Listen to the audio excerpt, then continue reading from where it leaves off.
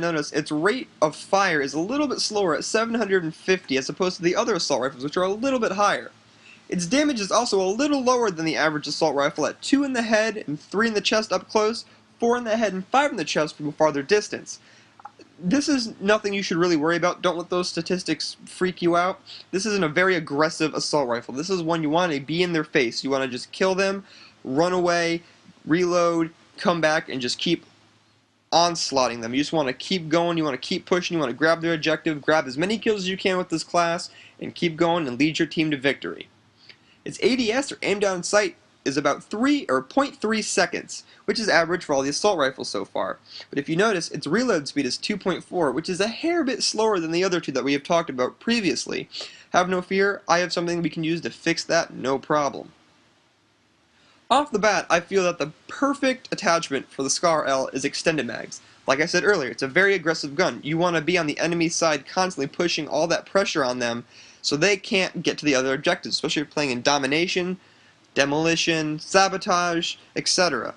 Now, obviously extended mags is a little harder to get because it's later on down the road, so I would also recommend a silencer.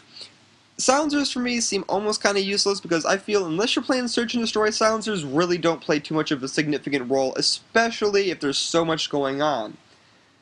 Now the proficiencies, since there is no recoil at all pretty much with the SCAR L, I say focus would be the best because like I said, this is a very aggressive setup. And if you want to get in, you want to get out, people are going to be shooting at you. And focus will lower the bounce when you're aimed down sight and you're shooting at someone so you can fire back and get the kill. The first perk, Sleight of Hand, I think is very effective just because it is a hair slower in its reload speed than the other two assault rifles. The Sleight of Hand will get that swap in, swap out, and go. This will also help you with your secondary. Your secondary, especially if you run out of ammo, or if you just, you feel that you can get to your secondary quicker than your reload, this will help you out. Second perk, Assassin Pro. I feel Assassin Pro is the most important perk out of this whole setup. To be behind enemy lines, you don't want them to know where you are. And if you have Assassin Pro, you're immune to counter UAVs and EMPs, so you have no fear of your radar not being there. And now, this is where a lot of people will contradict. Oh, well, if you have Assassin Pro, why don't you have a silencer? I feel, and personally this is from my experience, that most people don't use the UAV as they need to. People don't use it unless the UAV is up. The UAV isn't up, people don't pay attention to their minimap at all. So this way, you have Assassin on, the UAV is up, they're not going to notice where you're at, and before they can look at the minimap when you're firing, they're already dead. The third perk is Stalker Pro, and this one's a little bit debatable. I could understand putting Dead Silence on this class as well because you want to be silent, swift with your movements to take out that enemy team, grab their objective, and get your kill streaks going. But at the same time, Stalker Pro, the biggest tip I can give you guys about running around and running and gunning in enemy territory is you never want to run around a corner. If you run around a corner, that's pretty much setting yourself up to get shot.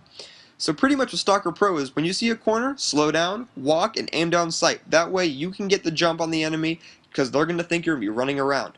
At the same time, Stalker Pro delays all of the triggered active explosives such as bouncing Bettys, claymores, and especially the dreaded IMS.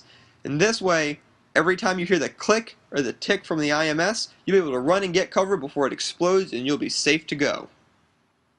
The first assault kill streak I think we should use is the UAV. The UAV is great for you and your team. This way you can keep pumping them out when you're out there against the enemies and you're going to know where they're at and your team's going to know where they're at.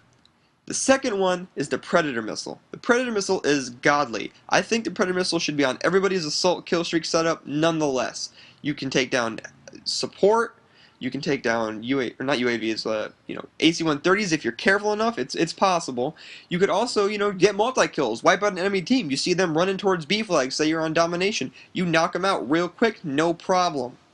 And after that one, I'm going to go with the third kill streak, which is an AH6 Overwatch. And at 9 kills, it's a little higher up there on the lead for kills. This is really something that you're going to have to learn to base yourself around and understand that you're not going to get it all the time. But when you do get the AH6, the enemies are going to tremble in fear. This is a very aggressive kill streak and it will pummel anybody who comes in your way or your helicopter's way.